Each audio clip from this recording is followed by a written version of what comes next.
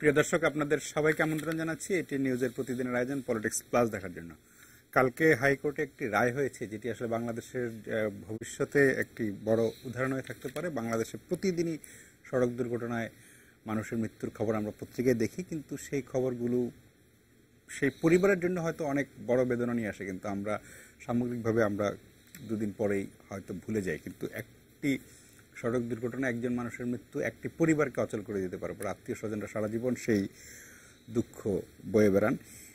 প্রথমবারের মতো যেটা হয়েছিল, যেমন 2011 সালের 13 আগস্ট মানিকগঞ্জে এক মর্মান্তিক সড়ক দুর্ঘটনায় সাংবাদিক মিশুক মুনির, তখনকার এটিএন নিউজের উনি প্রধান নির্বাহী কর্মকর্তা ছিলেন মিশুক মুনির, এবং চলচ্চিত্র নির্মাতা তার বন্ধু তারেক মাসুদ সহ 5 জন মারা গিয়েছিলেন। সেই ঘটনায় একটি ক্ষতিপূরণ মামলা হয়েছিল, যেটি গতকাল হাইকোর্ট রায় দিয়েছে, এবং রায় হলো তারেক মাসুদের পরিবারকে 4,61,75,452 টাকা দেওয়ার কথা বলা হয়েছে। 3 মাসের মধ্যে তার পরিবারকে দেয়া। একটি দুর্ঘটনার আসলে ক্ষতি কোনোভাবেই অর্থ দিয়ে পূরণ করা সম্ভব না, একজন মানুষের অভাব। তারপরও সেই পরিবারটি যখন বিপদে পড়ে একজন মানুষকে হারিয়ে, তখন সেই অর্থটাও হয়তো তাকে একটু সহায়তা করতে পারে।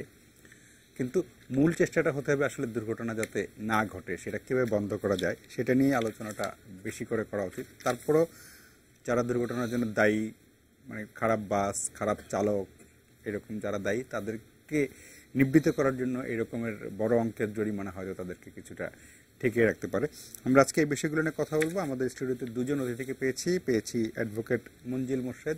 আপনারা সবাই তাকে চেনেন। উনি যতটা আইনজীবী তার চেয়ে অনেক বেশি আমি বলবো আসলে সমাজ সংস্কারক, কারণ উনি প্রায় নিয়মিত বিভিন্ন জনগুরুত্বপূর্ণ ইস্যুতে রিট করেন, সেটা করে আমাদের আসলে পথ দেখান। উনি president HRPB, human rights for and piece for Bangladesh, এবং আছেন অধ্যাপক ডক্টর মোহাম্মদ মাহবুব আলম তালুকদার। উনি বুয়েটের অ্যাক্সিডেন্ট রিসার্চ ইনস্টিটিউটের শিক্ষক। সেখানে তারা দুর্ঘটনার কারণ কীভাবে ঠেকানো যায় তা নিয়ে দীর্ঘদিন ধরে গবেষণা করছেন। আপনার দুজনকে স্বাগত জানাচ্ছি আমাদের অনুষ্ঠানে। মঞ্জুল ভাই, আপনাকে দিয়ে শুরু করি।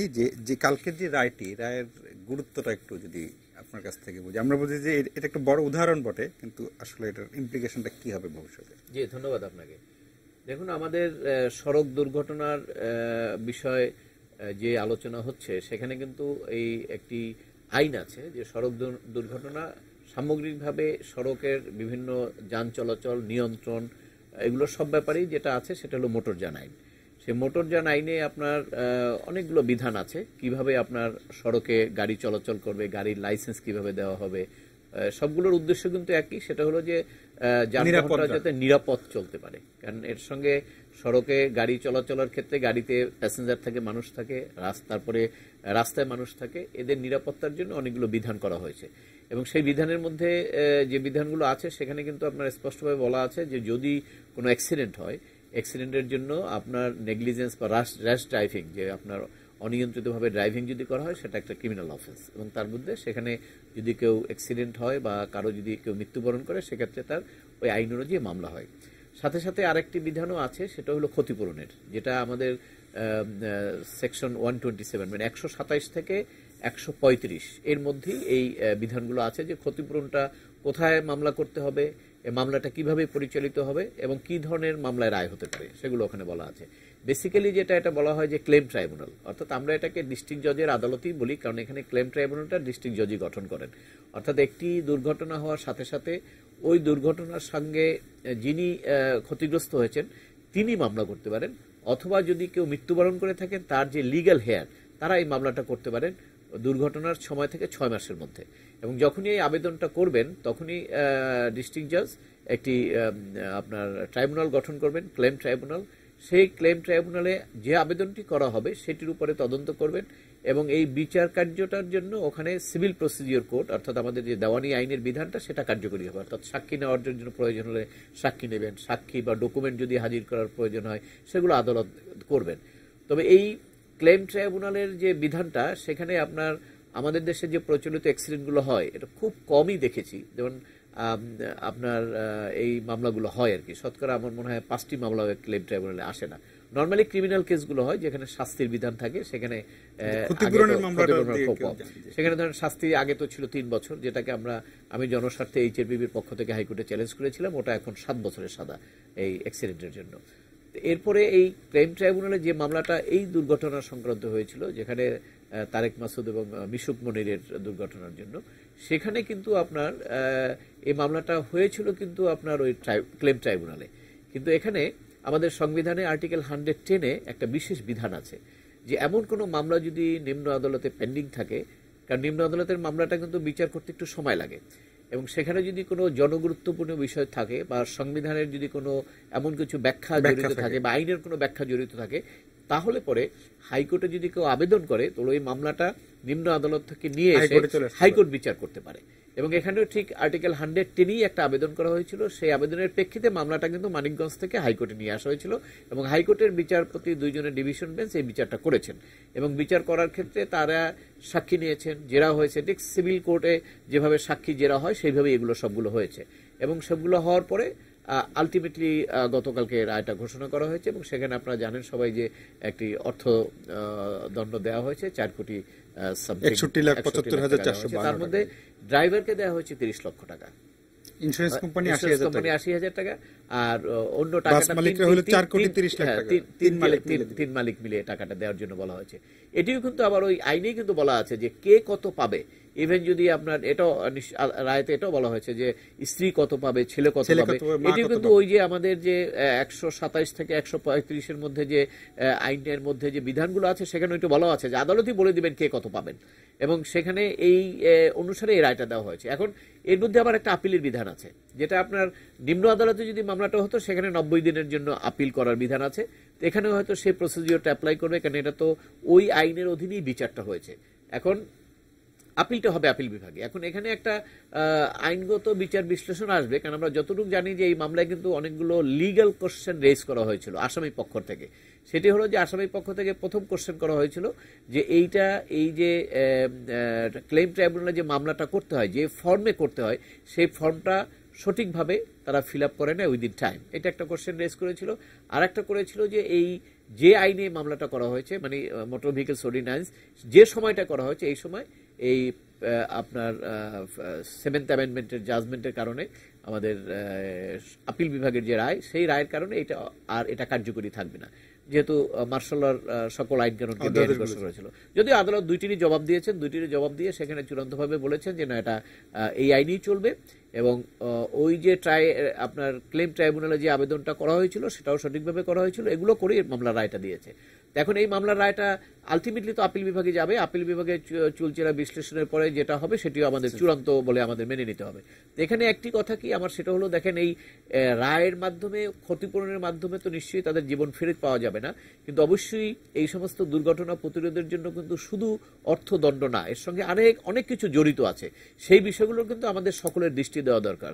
ধরুন এই যে জায়গাটায় মামলা হয়েছিল, এই মানে দুর্ঘটনা হয়েছিল, এই লাইনে ঠিক এই জায়গাটাই, এই যে আপনার ব্ল্যাক কর্নার যেটাকে বলে, যে ব্ল্যাক কর্নার হচ্ছে ব্ল্যাক স্পট, এটির ব্যাপারে কিন্তু আমি হাইকোর্টে একটা রিট পিটিশন করে, আপনি জানেন যে আপনার গতি নিয়ন্ত্রণের যে মামলা, সেখানে কিন্তু আমি সুনির্দিষ্টভাবে একটা আবেদন করেছিলাম যে ঢাকা সাভার রোডের যে ব্ল্যাক স্পটগুলো আছে সেগুলোকে সোজা করার জন্য একটা নির্দেশনা। আদালত কিন্তু সেটা মঞ্জুর করেননি, কিন্তু সেটা কিন্তু বর্তমানে এই দুর্ঘটনার পরে কিন্তু সেগুলো করা হয়েছে। এবং আমরা এটার সঙ্গে আপনার ধরেন এইটা তো সড়কের এই চলাচলের ক্ষেত্রে সড়ককে মুক্ত রাখার জন্য এই যে আমাদের সড়কগুলোতে বিভিন্ন জায়গায় রাস্তাঘাটে বাজার বসিয়ে রাখে, লোকজন হাঁটাচলা করে, এগুলো কিন্তু সড়কের জন্য একটা গুরুত্বপূর্ণ ব্যাপার। এবং যারা ড্রাইভিং করেন তাদের চাকরি যে কতটুকু করে, তারা কত সময় চাকরি করে, এটাও একটা গুরুত্বপূর্ণ বিষয়। তাদের অভিজ্ঞতা কি আছে, এটা একটা গুরুত্বপূর্ণ বিষয়। এই সকল বিষয় নিয়ে কিন্তু অলরেডি 5-6টা মামলা আমরা জনস্বার্থে হাইকোর্টে করেছি। এই যে মহাসড়কগুলোতে আপনার 10 মিটারের মধ্যে তার যে নির্ধারিত স্থান, তার মধ্যে 10 মিটারের মধ্যে কোন রকম বাজার, হাট, দোকানপাট কিছু রাখা যাবে না, এটাও কিন্তু হাইকোর্ট নির্দেশনা দিয়েছেন। এবং সেটি যদি করা হয় তাহলে মহাসড়কটা যখন একদম ফ্রি থাকবে, তাহলে সেক্ষেত্রে কিন্তু যান চলাচলের কারণে দুর্ঘটনা কম ঘটবে। অতএব আমাদের সাথে সাথে এই রায়ে একটা ইনস্ট্যান্স সৃষ্টি করবে, এই কারণে যেহেতু এখন বাস মালিকরা বা ড্রাইভাররা চিন্তা করবে যে এরকম যদি ক্ষতিপূরণ দিতে হয় তাহলে তারা অনেকটা সতর্ক হবে, এবং সতর্কতার কারণে হয়তো দুর্ঘটনা কিছুটা কমতে পারে। জি জি, আপনাকে ধন্যবাদ।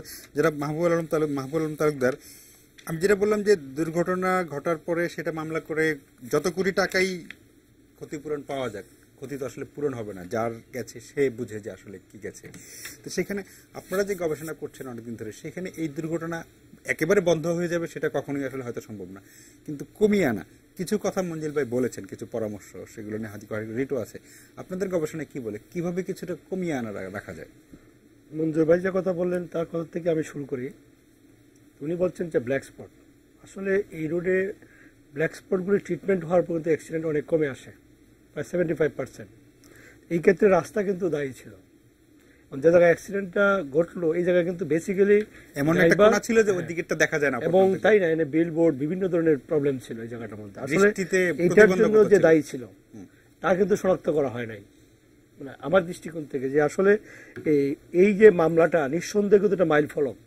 আমরা কিন্তু সবাই জানি যে অ্যাক্সিডেন্ট হওয়ার পরে আসলে মামলা করে কোনো লাভ নাই, কোনো কিছুই মানে হয় না, আরো ঝামেলা, অনেকেই লাইক করে এই জিনিসটা। এবং আমাদের যে অ্যাক্সিডেন্টের ডাটা আমরা যে দেখি বাংলাদেশে, যে অ্যাক্সিডেন্টের যে প্রবণতা বা ট্রেন্ড, এই ক্ষেত্রে কিন্তু বেশিরভাগ লোক এই মামলা মোকদ্দমা বা এই যে পোস্টমর্টেম এইগুলোর থেকে বিরত থাকার কারণে কিন্তু সঠিক স্ট্যাটিস্টিক বাংলাদেশে আসে না, কারণ সবাই এটাকে ভয় পায়। এবং এটাকে মিউচুয়াল আন্ডারস্ট্যান্ডিং অনেক ক্ষেত্রে হয়, যে কারণে আমরা মেইন যে বিষয়টা, যে সোর্সটা, ডাটাটা কিন্তু আমাদের খুবই ইনকমপ্লিট এবং অসম্পূর্ণ একটা ডাটা, যে কারণে আমরা সঠিকভাবে মানে পরিকল্পনা বলেন বা এটা সঠিক বাস্তবায়ন বলেন, সব ক্ষেত্রে কিন্তু আমরা অনেকটা পিছনে। তো এই যে রায়ের ফলে কিন্তু এখন আর এই মিউচুয়াল আন্ডারস্ট্যান্ডিং হওয়ার সম্ভাবনা কম। সবাই চায় আমার ক্ষতিপূরণ মামলা, আমার ক্ষতিপূরণ দেখ। ক্ষতিপূরণের ক্ষেত্রে উনি অনেকগুলো কথা বলছেন, যেগুলো হয়তো আমার কাছে মনে হয় উনি নিজে যেহেতু দীর্ঘদিন পর কাজ করেন, ওনার একটা অভিজ্ঞতা ব্যাপক। তো এই ক্ষেত্রে যদি ক্ষতিপূরণ মামলা করা হয়, মামলা করার ক্ষেত্রে যারা যারা জড়িত না, কিন্তু এইটার ফলে কিন্তু অনেক আমাদের কিন্তু আসলে এই উদাহরণটা ভবিষ্যতে অনেক ক্ষেত্রে কিন্তু কাজে লাগবে। এবং কেন লাগবে, আমাকে ডক্টর কামাল হোসেন বলছিলেন, মাহবুব সাহেব আমি তো এটা নিয়ে খুব কাজ করতেছি, আপনি প্রয়োজনে আমার হেল্প লাগলে বলবেন। তবে আমি মাত্র বললাম, যেহেতু আমরা অ্যাক্সিডেন্ট ইনস্টিটিউট, যেহেতু আমরা নিজেরা সরাসরি এটা গবেষণার মাধ্যমে আমরা অনেক তথ্যপাত্র সংগ্রহ করি, কিন্তু এই ক্ষেত্রে আমাদের যে ফাইন্ডিংসে কিন্তু সরাসরি বাস মালিক বা অন্যরা জড়িত, কিন্তু এই ক্ষেত্রে কিন্তু রাস্তার যারা মানে যারা রাস্তার সাথে জড়িত বা যারা রাস্তার যারা বাস্তবায়ন করে, আরএসডি যাকে বলে, রোডস এন্ড হাইওয়েজ ডিভিশন, তাদের কিন্তু ব্যাপক একটা দুর্বলতা ছিল এই জায়গাটার মধ্যে। এই জন্য যদি আইনটা বাস্তবায়ন করার ক্ষেত্রে এবং ক্ষতিপূরণের ক্ষেত্রে যারা যারা জড়িত তাদের কিন্তু সরাসরি আইডেন্টিফিকেশন করা যায় এবং কে কি পরিমাণ দায়ী, এই পরিমাণ যদি আপনার এই যে শাস্তির আওতায় আনা যায়, তাহলে কিন্তু দুর্ঘটনা অনেক কমে আসবে। তবে আমি সবচেয়ে খুশি যে অ্যাক্সিডেন্টের সময় সবচেয়ে কিন্তু ড্রাইভারদের কথা সবাই বলতো, এখন কিন্তু আস্তে আস্তে কিন্তু ড্রাইভারের জায়গায় কিন্তু নাই, ড্রাইভারের সে আমদতা থাকবেই। এই যে তারপরে বাস মালিক, উনি যে বলেন রাস্তার পথচারী, তাদের কিন্তু যদি তাদের অপরাধ থাকে তারাও কিন্তু পানিশমেন্টটাও তা আসতে হবে, তাই না? আমাদের যে হাট বাজার, অনেক সময় এমন হয় যে গরুকে বাঁচাতে গিয়ে অ্যাক্সিডেন্ট হয়ে যায়, যে হাট বাজার গুলো, রাস্তার উপর হাট বাজার যারা কমিটি, তাদের কারণে কিন্তু ব্যাপক অ্যাক্সিডেন্ট, তারাও কিন্তু ক্ষতিপূরণ মামলায় আসতে হবে। যদি আসে তাহলে কিন্তু সবাই আইনগুলো মানার জন্য চেষ্টা করবে এবং আমরা কিন্তু অনেক সুফল পাবো। তবে আমার দৃষ্টিকোণ থেকে অ্যাক্সিডেন্ট কিন্তু এটা হোলিস্টিক অ্যাপ্রোচ, অ্যাক্সিডেন্ট কিন্তু মাল্টিডিসিপ্লিনারি, এবং অ্যাক্সিডেন্ট কিন্তু ব্যাপক ধরনের এটা সোশিওলজিক্যাল অ্যাপ্রোচ, মানে বিভিন্ন ধরনের সম্পর্ক যদি অ্যাক্সিডেন্টটা হয়। এবং আইনের যে ধারা, এগুলো আমাদের যে মোটরযান অধ্যাদেশ, এটাকে যত ইলাবোরেট করতে পারবে, যত সম্পর্কিত করা যাবে, ততই কিন্তু এটা আরো স্ট্রং হবে। এবং পাশাপাশি অ্যাক্সিডেন্ট হওয়ার পরপর যে ইনভেস্টিগেশনটা, এইটাকে আরো স্ট্রং করা, এবং এইটাকে শুধু বিভিন্ন অ্যাপ্রোচে বিভিন্ন ভাবে এটা দেখা যায়, তাহলে কিন্তু এখানে কার কার ফল্ট ছিল, এই ফল্ট কিন্তু ডাক্তার কিন্তু ফল্ট থাকতে পারে, হাসপাতালে নেওয়ার পরে তার ট্রিটমেন্টে গাফিলতি ছিল।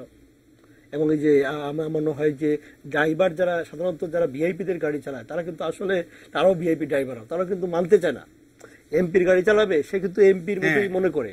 এবং আমাদের যারা হলো চলচ্চিত্রে কাজ করে বা মিডিয়াতে কাজ করে, তাদের ড্রাইভারও কিন্তু একটু বেপরোয়া থাকে, মানে তার মধ্যে কিন্তু অনেকটা কাজ করে। আমার যেহেতু আমি প্র্যাকটিক্যাল কাজ করি ফিল্ডে, পাওয়ারটা ইনফ্লুয়েন্স করে, এই কারণে কিন্তু সে কিন্তু ধরা করে না। এই বিষয়গুলো তারও কি পরিমাণ এই সম্পর্ক ছিল, এইগুলো যদি আমরা মানে যদি ইনডেপথ ইনভেস্টিগেশন করতে পারি, তাহলে কিন্তু রাষ্ট্র বা যারা আইনের সাথে জড়িত তারাও কিন্তু ব্যাপক সহায়তা পাবে। এবং ইন্স্যুরেন্স কোম্পানি যে আজকে তার যে পানিশমেন্ট হলো, ইন্স্যুরেন্স কোম্পানিগুলো কিন্তু এতদিন কিন্তু এই চিন্তা করে নাই, তারা তো মনে করে দরকার কি, আমরা তো ইন্স্যুরেন্স ধরবে না। পৃথিবীর সব দেশে কিন্তু ইন্স্যুরেন্স কোম্পানি কিন্তু ব্যাপক কাজ করে অ্যাক্সিডেন্ট কমানোর ক্ষেত্রে, তাদের ব্যাপক কন্ট্রিবিউশন, এইটার মাধ্যমে ব্যাপক একটা সচেতনতা বৃদ্ধি হবে মানুষের মধ্যে।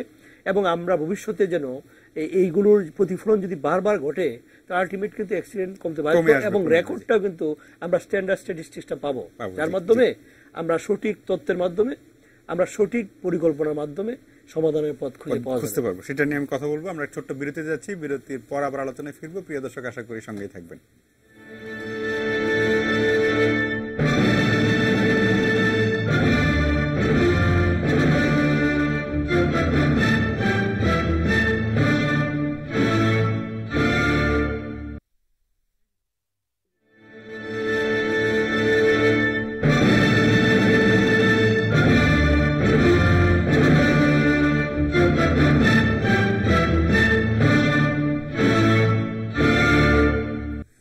প্রিয় দর্শক, আমরা ফিরে এলাম আলোচনায়। আমরা কথা বলছিলাম দুর্ঘটনার ক্ষতিপূরণ নিয়ে। কালকে হাইকোর্ট যে রায় দিয়েছে, ঐতিহাসিক রায়, সেটা নিয়ে কথা বলছিলাম। কিন্তু আসলে দুর্ঘটনার কোনো ক্ষতিপূরণ হয় না, কারণ হাইকোর্ট যেই ক্ষতিপূরণের অঙ্কের কথা বলেছে সেই টাকাটা পাবে তারেক মাসুদের স্ত্রী, সন্তান এবং তার মা।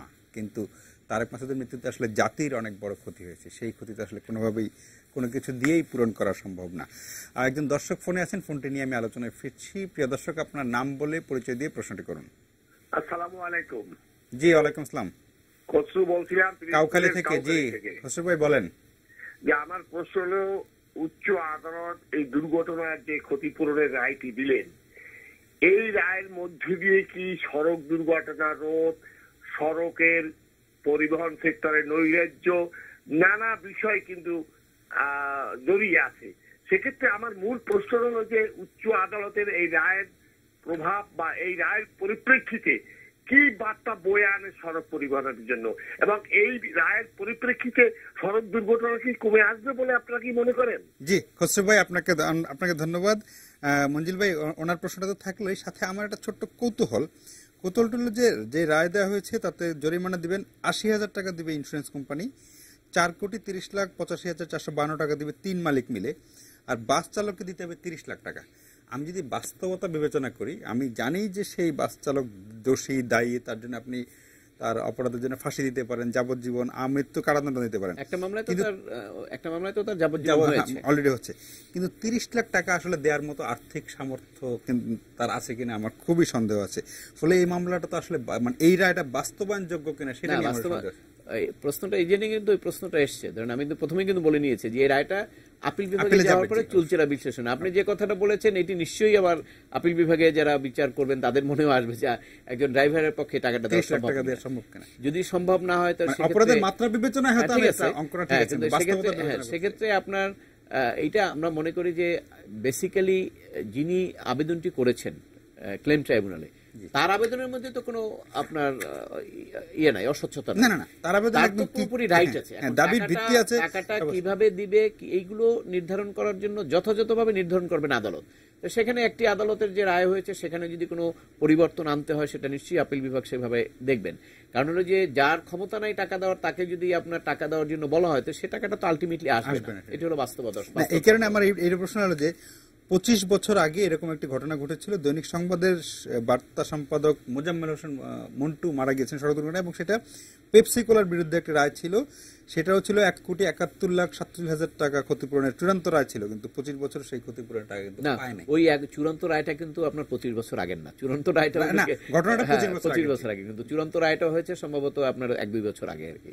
তো সেটা এই রায়ের ফলে এটা আমরা সবাই জানি যে একটা রায় দিলেই কিন্তু রায়টা অটোমেটিক কার্যকরী হয় না। প্রত্যেকটা রায় কিন্তু অটোমেটিক কার্যকরী হয় না, ধাপ আছে। বিশেষ করে এখানে যেহেতু টাকা আদায়ের ব্যাপার আছে, তো সেখানে এই টাকা আদায় করার জন্য কিন্তু আবার নিশ্চয়ই যখন টাকাটা তার কাছে চাওয়া হবে, সে যখন টাকাটা দিবে না তখন আবার তার বিরুদ্ধে আদালতের নির্দেশ না মানার কারণে কিন্তু আবার আদালত মামলা করতে হবে। এটা একটা লিগ্যাল ফাইট, কিছু তো ফাইট করে তারপরে এটা রিকভারি করতে হবে। আরেকটি কথা হলো যেটা খসরু সাহেব যেটা বলেছেন সেটি হলো, দেখেন কোনো রায়ের মাধ্যমে কোনো সমস্যার সমাধান চূড়ান্তভাবে হয় না, স্পেসিফিক্যালি পার্টিকুলার আইটেম ছাড়া।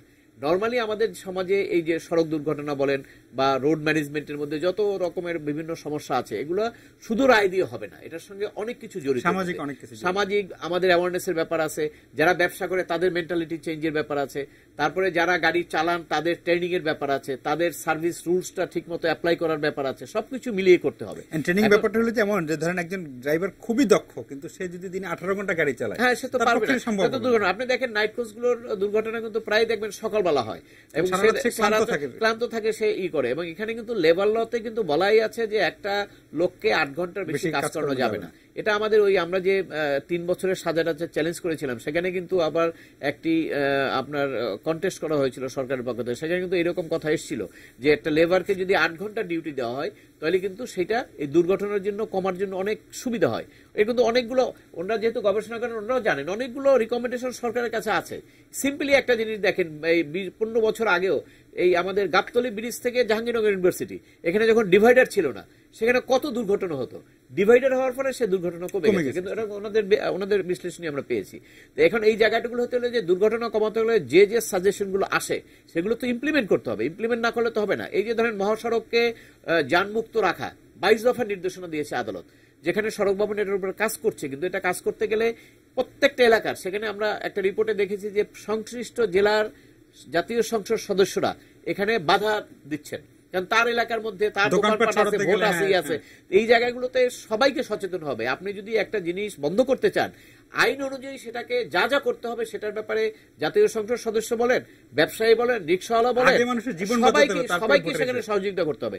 আমরা যদি সেগুলো করতে পারি, মোটামুটি এই দুর্ঘটনার জন্য কি কি কারণ দায়ী এগুলো মোটামুটি আমাদের সবাই নলেজে চলে আসছে, যেহেতু ওনারা গবেষণা করেন, তারপরে বুয়েটের বিভিন্ন কমিটির মাধ্যমে আসছে, আমরাও 7-8টা মামলা করেছি, রায় এসছে, সবগুলোর মাধ্যমে মোটামুটি এগুলো চিহ্নিত হয়ে গেছে যে এই কাজগুলো করলে রোড অ্যাক্সিডেন্ট কমানো যাবে। বন্ধ তো হওয়ার প্রশ্ন আসে না, বিদেশও হয়। আমার মনে হয় যে সরকার যদি পরিকল্পনা করে সেটা করে, আজকে ধরেন যে কিছুদিন আগে যে আমরা একটা মামলা করলাম যে একজন 5-6 হাজার ড্রাইভারকে তারা কোনো ড্রাইভিং লাইসেন্সের পরীক্ষা দেয় না, কিন্তু তাদেরকে সরকার লাইসেন্স দিয়ে দিচ্ছিল, যেটা আমরা রিট করে স্থগিত করেছি। এখন এইরকম ঘটনা যদি হয়ে থাকে, কেউ না কেউ স্বার্থান্বেষী মহল তাদের সুবিধার জন্য, তাদের সাপোর্ট পাওয়ার জন্য বা ধরেন যে কোনো ভাবেই হোক তাদেরকে এটা দিতে চাচ্ছিল, এটা তো অন্যায়। আইনে যেখানে বলা আছে যে আপনি একজন ড্রাইভারকে তার ট্রেনিং দিবেন, তারপরে তাকে সে গাড়ি চালাইতে পারে কিনা সেটা পরীক্ষার মাধ্যমে তাকে আপনি দিবেন। এখন যদি আপনি সে চালাচ্ছে দেখিয়ে দিয়ে দিলেন, তো তার মধ্যে যে এই যে জ্ঞানটা কেন, এই যে আপনার বইপত্র পড়ে যে পরীক্ষাটা দেয় সেখানে কিন্তু আপনার প্রত্যেকটা জিনিসের বলা থাকে, আপনি শুধু সিগন্যাল দেখানো বা সিম্বল দেখানোই না, ওখানে কিন্তু আপনার একটা লোক চলাচল করলে তার একটা মানুষের অধিকার এটা বলা হয়, আপনার নিয়ন্ত্রণ, ড্রাইভারকে নিয়ন্ত্রণ থাকার ব্যাপারে ওখানে নির্দেশনা আছে। এই বিষয়গুলো তো আসলে শিক্ষার মধ্য দিয়ে আসে। এই জন্য আমার ব্যক্তিগত যে একটা অনুরোধ সেটা হলো যে ড্রাইভিং এর ক্ষেত্রে আমার মনে হয় যে কিছুটা শিক্ষাগত যোগ্যতার বিষয়টা এখানে আনা উচিত। যদিও একটা রায়ের মধ্যে এটা এসছে যে প্রসপেক্টিভ ডেগুলোতে যে মিনিমাম এসএসসি পাস করার জন্য ড্রাইভিং লাইসেন্স জন্য দরকার। এখন কিন্তু সবাই কিন্তু আপনারা জানেন যে আমাদের যে শিক্ষা ব্যবস্থা তাতে কিন্তু সবাই কিন্তু মেট্রিক পাস করে মোটামুটি। তো সেক্ষেত্রে একটা লোক যদি আপনার তার জ্ঞান না থাকে, শিক্ষা না থাকে, তাহলে এই যে ড্রাইভিং করছে, সামনে একটা মানুষ পড়ছে, মানুষটা মারা যাবে, সে যদি সতর্ক না হয়, এই চেষ্টা তো শিক্ষা ছাড়া আসবে না, তাই না? অশিক্ষার মাধ্যমে তো এই চেষ্টা আসবে না। এই জন্য এই জিনিসগুলো দেখা দরকার। এবং আমার মনে হয় যে এখন হাইকোর্টের রায়ের মাধ্যমে এই যে ক্ষতিপূরণের বিষয়টা যে আসলো, ক্ষতিপূরণের কিন্তু আইনটা আছে অনেক দিকে, কেউ যাচ্ছে না। এখন আমার মনে হয় আপনাদের মিডিয়ার মাধ্যমে ব্যাপকভাবে প্রচার হয়েছে এবং এটা একটা পজিটিভ সিদ্ধান্ত। আপিল বিভাগেও চূড়ান্ত হলে পরে এই সিদ্ধান্ত, ক্ষতিপূরণের সিদ্ধান্ত নিশ্চয়ই বহাল থাকবে, হয়তো অ্যামাউন্টটা বাড়তে পারে, কমতে পারে। আমার মনে হয় যে এর মাধ্যমে দিয়ে একটা সমাজে একটা ওয়েব সৃষ্টি হবে, একটা সতর্কতা সৃষ্টি হবে এবং যারা ক্ষতিগ্রস্ত হবেন তাদের উত্তরাধিকার অথবা যিনি ক্ষতিগ্রস্ত হবেন সেখানে কিন্তু এই ক্ষতিপূরণের জন্য মামলাটা করা যাবে। আরেকটা জিনিস খুব স্পষ্ট, এটা কিন্তু অনেকে হয়তো খেয়াল করেন না, আপনি কিন্তু ক্ষতিগ্রস্ত হলেন, আপনি মানুষ হিসাবে ক্ষতিগ্রস্ত হলেন, কিন্তু আপনার যদি সম্পত্তি ক্ষতিগ্রস্ত হয় আপনি কিন্তু ক্ষতিপূরণের মামলা করতে পারবেন, আইনে আছে। কারণ আপনার একটা পাশে দোকান আছে, একটা বাস গিয়ে আপনার দোকানের উপরে পড়লো, একজন দোকানদার আছে, সে আহত হইলো, সে মনে করবো যে আমি ক্ষতিপূরণের মামলা করবো, তা কিন্তু না। আপনার যে দোকানটা ক্ষতিগ্রস্ত হলো, আপনাকেও কিন্তু ওই ক্লেম ট্রাইব্যুনালে ওই আইনে মামলা করার অধিকার আপনাকে দেওয়া হয়েছে, সেক্ষেত্রে আপনিও মামলা করতে পারবেন, আপনি মামলা করে ক্ষতিপূরণ পেতে পারবেন। অর্থাৎ সেদিক থেকে এই ক্ষতিপূরণের মামলা আদায়ের মাধ্যমে যদি সবাই এগিয়ে আসেন এবং এটা যদি অহরহ হতে থাকে, এবং আদালতে আবার একটা জিনিস বলা আছে, এটা কিন্তু এমন না যে আপনি মামলা করলেন 20 বছরের সময় শুনানি হবে, তা না।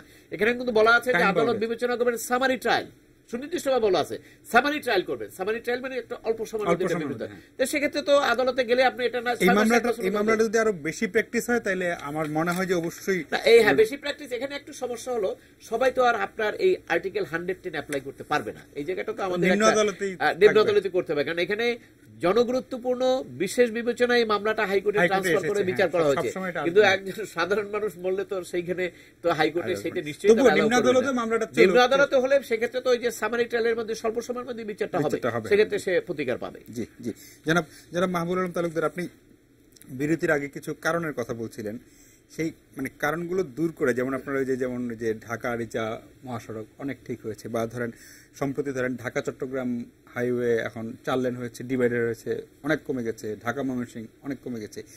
এইরকম ব্যবস্থাগুলো আর কি কি ব্যবস্থা নিলে আরো কমিয়ে রাখা সম্ভব?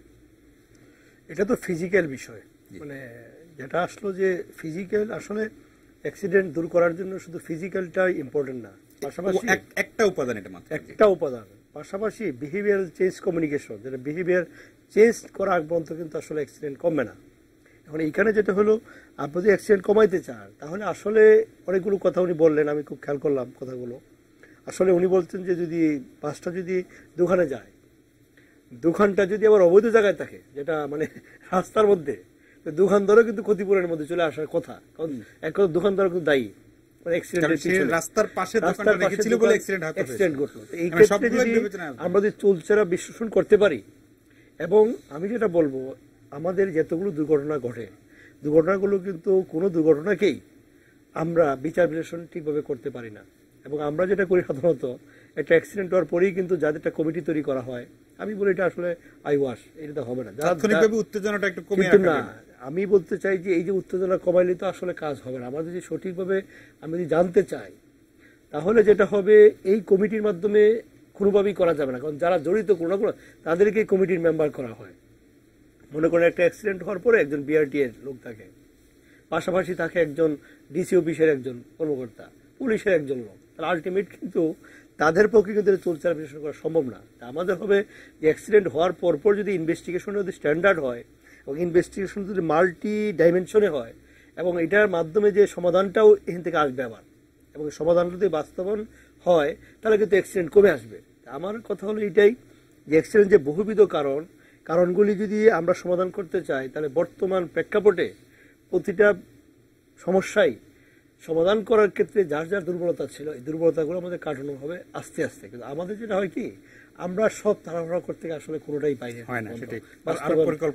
পরিকল্পনা এবং যতটুকু সম্ভব এতটুকু করলে কিন্তু সমাধান হয়। তবে ইদানিংকালে আমি যে লক্ষ্য করি, এই বিভিন্ন আলাপ আলোচনার মাধ্যমে বিশেষ করে মিডিয়া কিন্তু ব্যাপক ভূমিকা, অ্যাক্সিডেন্টের বিষয়গুলো আমি খেয়াল করি, তো এখন কিন্তু কিছু হলো সোচ্চার।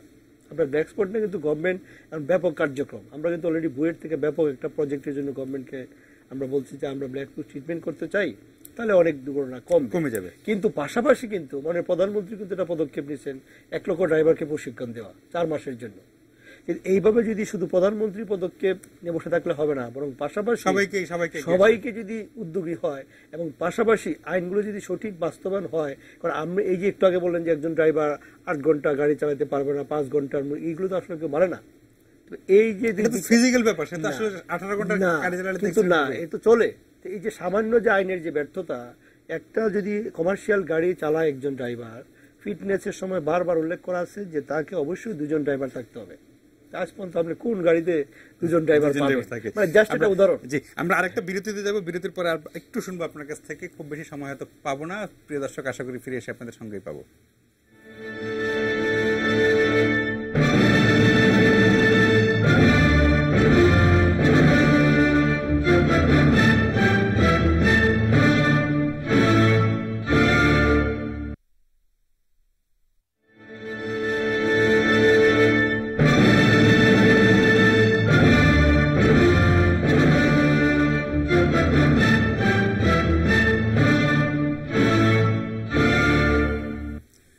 প্রিয় দর্শক, আমরা ফিরে এলাম আলোচনায়। আমরা অনুষ্ঠানের একদম শেষ প্রান্তে চলে এসেছি, খুব বেশি সময় পাবো না। জনাব মাহবুবুল আলম তালুকদার, আপনার কাছ থেকে আরেকটু জেনে আমি শেষ করব জনাব মঞ্জিল মোর্শেদকে দিয়ে। আপনি যেটা বলছিলেন, আপনারা অনেকদিন ধরে গবেষণা করছেন, এবং আমরা জানি যে মিডিয়াও অনেক বেশি তৎপর এখন দুর্ঘটনার বিষয়ে, এবং ইলিয়াস কাঞ্চনের সংগঠন আছে, উনিও অনেকদিন ধরে কাজ করছেন, এবং ওনার সংগঠন না, অনেক সংগঠনই নানাভাবে অনেক বছর ধরে কাজ করছে। দুর্ঘটনা কি আসলে কমেছে? আপনাদের পরিসংখ্যান কি বলে? যদিও পুরো পরিসংখ্যান নেই, যা পান আংশিক, তাতেই কি মানে হারটা কিরকম? এটা যদি আমি যেটা বলবো, এটা অন্ধকারের মধ্যে একটা বিষয়, সঠিক তথ্য কিন্তু নাই। আমি সঠিকভাবে বলার মতো আমাদের স্ট্যাটিস্টিক্স নাই একদিকে, আর এরকম কোনো সার্ভে হয় নাই যে আমি যার মাধ্যমে অনুমান করবো, যে প্রিডিক্ট করতে পারবো যে এই জায়গায় তো অ্যাক্সিডেন্ট, এই পরিমাণ রেকর্ড হয়, এই পরিমাণ রেকর্ড হয় নাই, তারা আনুমানিক এত পরিমাণ অ্যাক্সিডেন্ট হয়। এই সম্পর্কে কিন্তু ব্যাপক ধরনের একটা বিভ্রান্তি। কেউ বলে 2000, কেউ দেখবেন 7,000, কেউ 5,000, কেউ 6,000, কেউ 12,000, কেউ 21,000। এই যে বিরাট একটা বিভ্রান্তির মধ্যে কিন্তু বিশ্বাসযোগ্য তথ্য পাওয়া না, যাচ্ছে না। কিন্তু পাওয়া না যাওয়ার পিছনে এটা একটা মনে হয় যে আমাদের এই যে কালচারটা দেয়, সংস্কৃতি, মানে সংস্কৃতি। ইদানিংকালে দেখবেন আপনার গ্রাম অঞ্চলে লক্ষ লক্ষ কিলোমিটার রাস্তা, অনেক অ্যাক্সিডেন্ট, কিন্তু আপনার যতই বলেন যে এতগুলো অ্যাক্সিডেন্ট, এই রেকর্ড কিন্তু হয় না। যে সমস্ত রেকর্ড যদি সঠিক না হওয়ার কারণেই, আমি সঠিকভাবে বলা যাবে না বাড়ছে গিয়ে কমলো, তবে বিভিন্নভাবে যেটা মনে হয়, যেহেতু আপনার মোবিলিটি বাড়তেছে দিন দিন, আপনার গাড়ির সংখ্যা বাড়তেছে, রাস্তার সংখ্যা বাড়তেছে, এই আনুপাতিক হারে কিন্তু আমরা পদক্ষেপ নিই নাই। হ্যাঁ, কিছু পদক্ষেপ আছে যেটা প্রশংসনীয় মনে করেন, ডিভাইডার তৈরি করা বা ব্ল্যাক স্পটগুলি ট্রিটমেন্ট করা, কিন্তু আসলে এইগুলো কিন্তু যে পরিমাণ অ্যাক্সিডেন্ট বাড়তেছে, এই পরিমাণ কিন্তু পদক্ষেপ না। সবচেয়ে ইম্পর্টেন্ট যেটা বলতে চাই, যে আমাদের যে সংস্কৃতি, যেটা অ্যাক্সিডেন্টের সংস্কৃতি, আপনি বলেন যে একটা ফিজিক্যাল, একটা মেটেরিয়াল, একটা নন মেটেরিয়াল, কিন্তু আমার নন মেটেরিয়ালটা যেটা বিহেভিয়ার চেঞ্জ করার যে প্রক্রিয়াটা, এটা কিন্তু আমরা শক্তভাবে ধরি নাই। আমরা আশা করব এটাকে বলা হয় যে কালচারাল ল্যাগ বা সংস্কৃতির অসম অগ্রগতি। আমাদের যে রাস্তাঘাট, যে গাড়ি, যে পরিমাণ, যে স্ট্যান্ডার্ড, এই স্ট্যান্ডার্ড কিন্তু আমরা এই স্ট্যান্ডার্ড পরিবর্তন করার জন্য কিন্তু আমরা স্ট্যান্ডার্ড ব্যবস্থা নিতে পারি না, যে কারণে একটা গ্যাপ, মানে কি বলবো, এটা ইমপ্লিমেন্টেশনের গ্যাপ, যে কারণে অ্যাক্সিডেন্ট মানে যে প্রবণতাটা আসলে আমরা রোধ করতে পারি না সঠিকভাবে। জি জি, জনাব মামুনুদ্দিন, আপনাকে অনেক ধন্যবাদ। মঞ্জুল ভাই, আমরা অনুষ্ঠান একদম শেষের দিকে আপনার কাছে একটা জিনিস শোনা, যে আইনের প্রয়োগ নিয়ে কথা। আমরা দেখি যে আসলে আইনের কঠোর এবং সঠিক প্রয়োগ অনেক সময় অনেক কিছু কন্ট্রোল করতে পারে। যেমন একটা ছোট্ট উদাহরণ, যে আমাদের চালকরাই যখন নাকি ক্যান্টনমেন্টের ভিতরে ঢোকে, তারা কিন্তু একদম সব নিয়ম কানুন মেনে চলে, কারণ তারা জানে এখানে একটু ব্যর্থ করলে অনেক বড় শাস্তি হবে। কিন্তু ক্যান্টনমেন্ট থেকে বেরিয়ে কিন্তু সে ব্যাপারে গতি বাড়িয়ে দেয়, বামে যায়, ডানে যায়, লেন চেঞ্জ করে দিই। তার মানে আইনের প্রয়োগ, মানুষের মনে যে ভীতি আইনের, সেটা একটা বড় ভূমিকা আছে সেখানে। এই জায়গাটা কি আরো আইনকে কঠোর করা বা আইনের কঠোর প্রয়োগের মাধ্যমে দুর্ঘটনা কমিয়ে আনা? না, আমাদের দেশে যে প্রচলিত আছে কিছু কিছু আইন অবশ্যই সংশোধন করা দরকার। ধরুন এই যে ট্রাফিক রুলসে যে আপনার ফাইনগুলো আছে, জাস্ট আপনার কয়েকদিন আগে মামলা করেছিলাম আপনার হাইড্রোলিক হর্ন বন্ধ করার জন্য, পরে দেখা গেল যে প্রায় 10-20 হাজার গাড়িকে ফাইন করা হয়েছে, কিন্তু আইনে আছে 100 টাকা। এই জায়গাগুলো যারা 100 টাকা ফাইন হলে কেউ নাথিং, এটা তো হওয়া দরকার 5,000 টাকা মিনিমাম। এই জায়গাগুলো তো আসলে দেখার মতো, যারা জাতীয় সংসদ সদস্য আছেন তারা তো এই জায়গাটা দেখতে অত খুব ইন্টারেস্ট ফিল করেন না, কারণ হলো তারা তো ডেভেলপমেন্ট ওয়ার্কের সঙ্গে জড়িত, ওখানে অনেক টাকা পয়সা আছে, কাজ করে, ওখানে অনেক কিছু ইন্টারেস্ট আছে।